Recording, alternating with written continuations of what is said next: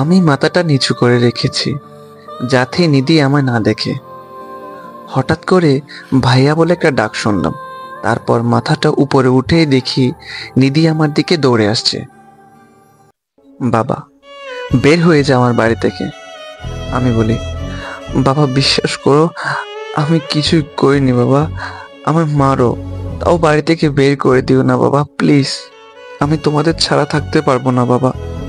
বাবা আমার একটা জোরে লাথি দিয়ে বলল, আজ থেকে আমার মাত্র একটি মেয়ে, আর কোনো সন্তান নেই।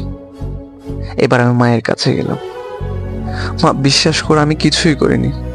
মা, তোর বাবা কি বললো শুনিসনি? বের হয়ে যা আমার বাড়ি থেকে, আমাদের একটি মাত্র সন্তান, বের হয়ে যা। আচ্ছা মা, আমি চলে যাচ্ছি, কিন্তু একদিন তোমরা তোমাদের ভুল বুঝতে পারবে, সেদিন আর আমাকে পাবে না।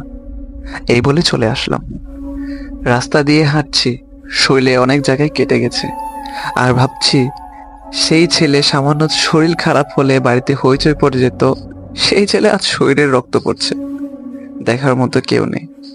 যে ছেলে গাড়ি ছাড়া বের হতো না, সে ছেলে আজ রাস্তায় দিয়ে হাঁটছে। আজ মিথ্যা একটা অপবাদ আমার জীবনটা নষ্ট করে দিল। কি হয়েছিল আজকে তাহলে শুনুন। আমি রিপন। বাবা দেশের নামকরা বিজনেসম্যান, তাই টাকা পয়সা গাড়ি বাড়ির অভাবও ছিল না, এমনকি আমার মনের অহংকার ছিল না। কিন্তু আমার চাচাতো বোনের খুবই অহংকার ছিল, যার জন্য আমি আজ বাড়ি ছাড়া। আমার বাবারা দুই ভাই, তারা দুইজনেই নামকরা বিজনেসম্যান। আমরা ওদের চেয়েও বেশি ধনী, কিন্তু আমার বোন বা আমার পরিবারে কেউ অহংকার করতো না। ছোটবেলা থেকেই ও গরিবদের সাথে খারাপ ব্যবহার করে আসছে, তাই আমি ওকে সব সময় বকতাম। তাই ও আমাকে পছন্দ করতো না, তাই মাঝে মাঝে এসে আমার নামে মিথ্যা অভিযোগ করে যেত। আমি নাকি সিগারেট খাই, মেয়েদের পেছনে ঘুরি, এসব মিথ্যা অভিযোগ দিত।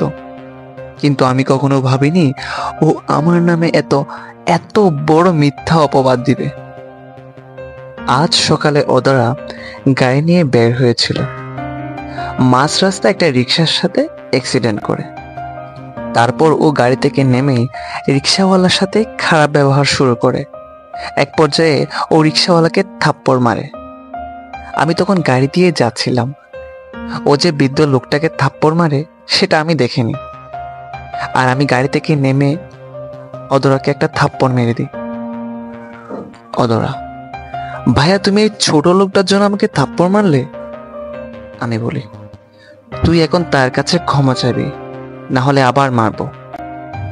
অতঃপর অদরা ক্ষমা চেয়ে চলে যায়, আর আমাকে দেখে নেবে বলে। তারপর আমি বাড়ি এসে ফ্রেশ হতে চলে গেলাম। এসে দেখি অদরা আমার রুমে। আমি বললাম, কি রে, এখন এই সময় এখানে কি করিস? অদরা, আজ সবার সামনে আমাকে থাপ্পড় মারছিলি না, তার প্রতিশোধ নিতে এলাম। এই বলে ও দরজা আটকিয়ে দেয়, আর নিজের জামা নিজে ছিঁড়ে চিৎকার দিতে থাকে। আমি ওকে সরানোর চেষ্টা করছি, কিন্তু ততক্ষণে বাড়ির অনেকেই দরজা ধাক্কা দিচ্ছে সজোরে। তারা দরজা ভেঙে আমার রুমে আসতেই অদরা ছুটে গিয়ে তাদের কাছে গিয়ে বলল, এর দ্বিতীয় পর্ব দেখতে আমার চ্যানেলের সঙ্গে থাকুন, আর চ্যানেলটা সাবস্ক্রাইব করে দিয়ে পাশে থাকা বেল নোটিফিকেশনটি অন করে কমেন্ট করে দিন ছোট্ট করে কেমন লাগলো ঘটনাটি।